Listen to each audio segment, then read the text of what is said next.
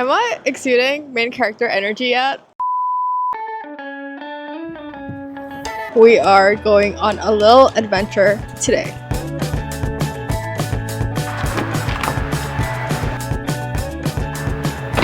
For those of you who are new here, hi, my name is Joy. I quit my job, left New York City to give myself about a year or so to really pursue my dreams, which is to create content and do startups. The last few days, I've been really tired from trying to get AWS set up.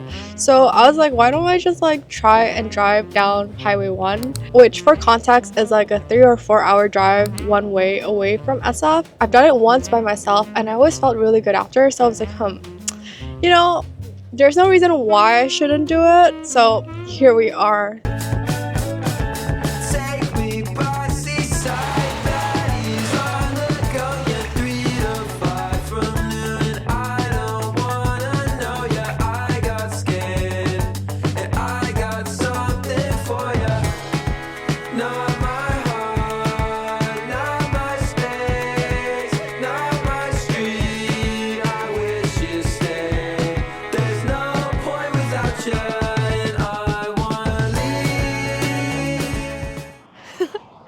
Oh my god, am I exuding main character energy yet?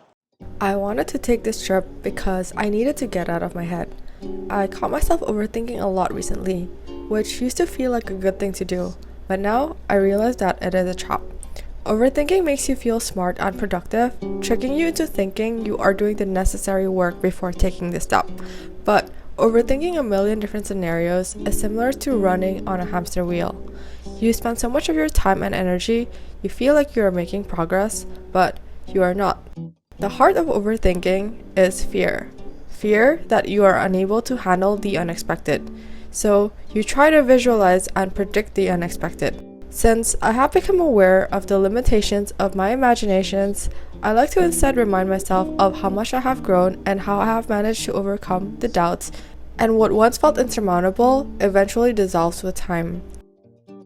We're just gonna film with the agent squat because I think if I wanted to properly sit down, I'd have to track all the way down. And not gonna lie, after driving around for the last 3 hours, this girlie, she needs to use the restroom and I'm not comfortable enough to do it out there, so I definitely do feel a little nostalgic driving down here because I never previously lived in NorCal, so I would say that the time I spent between visiting Highway 1 was pretty significant. The first time I went here, I was a baby freshman. A couple of seniors at UCLA rented a van and they asked me if I wanted to join. I wasn't even close to them, but I was really grateful they did that because it was an intro to the American way of life.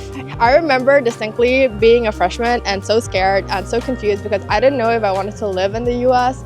I mean, I still don't, and I remember being so scared all the time, and I feel it's kind of funny because that fear doesn't really go away. I still feel so scared all the time, but I feel compared to then, you sort of learn how to manage that fear, how to live with uncertainty and anxiety, and to make moves with your life despite it. So I think the second time I went here was right before I graduated from college. I remember that I really wanted to drive down Highway 1 again before I graduated, but I never did because I was so scared of doing it by myself. I think my college self was so different from now because that Joy would never go to Highway 1 by herself. She would not film YouTube videos even though she wanted to. And I think back then I just had a very limited view on life. If I could go back in time and literally just tell my college self one thing, is don't wait. Don't wait to be happy or for someone to make you happy. I know you want an internship, I know you want a job, I know you want a boyfriend, but do not postpone your happiness until then. I feel since then I've really learned to not give two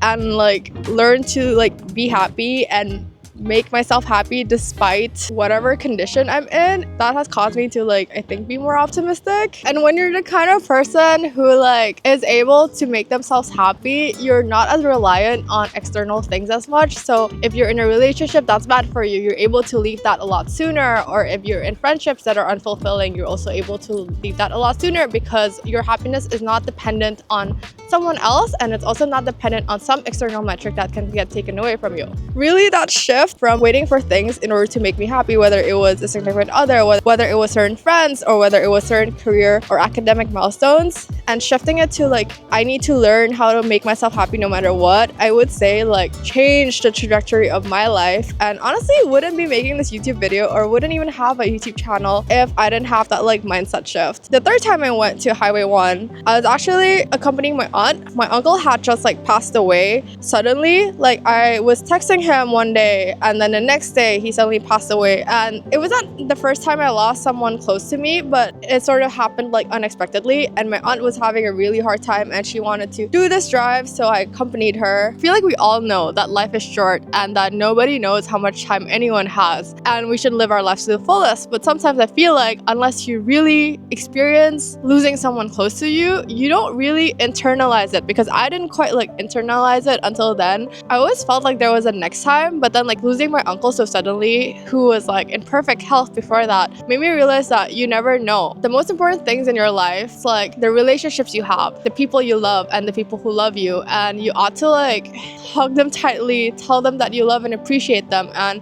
essentially like you really don't want to regret. That was also like when I was like, okay, I'm gonna like be serious about starting a YouTube channel despite whatever, how my videos perform, whether or not people are gonna watch it, because I think at that point I was like too scared. What if my friends make fun of me, blah blah blah. And I think like I was delaying it for like at least 2 years. Not delaying things, especially when there's no real reason to, and to really genuinely appreciate the people in your life. It's such a small shift that I feel like really improved like the quality of my life and the quality of my relationships too. We're gonna start walking back to the car because I really need to use the restroom. But okay, the fourth time I went down this drive, it was right before I started my second job, and that was the first time I did it by myself. I always wanted to like drive down by myself, but I never quite frankly had the courage to. That version of joy is the most similar to this version of joy, because that version of joy would eat out by herself, would go on trips by herself, but it took like so much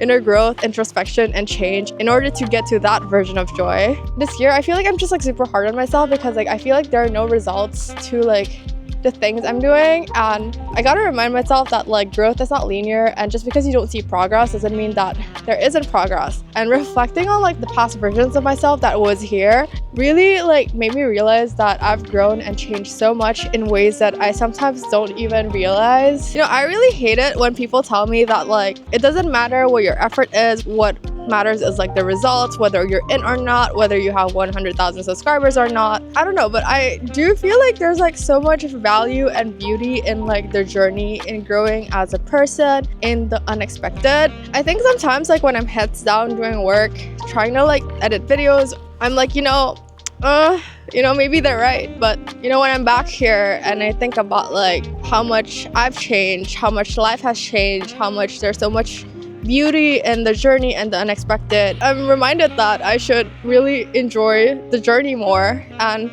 sometimes it really does take like breathing air, touching grass to like really gain perspective on what's important and remind yourself of like who you are and what you value. As I was like driving here, I like had a thought and I was like, I don't know if it's apparent, but like I have like really thick YOLO energy. The views are so nice.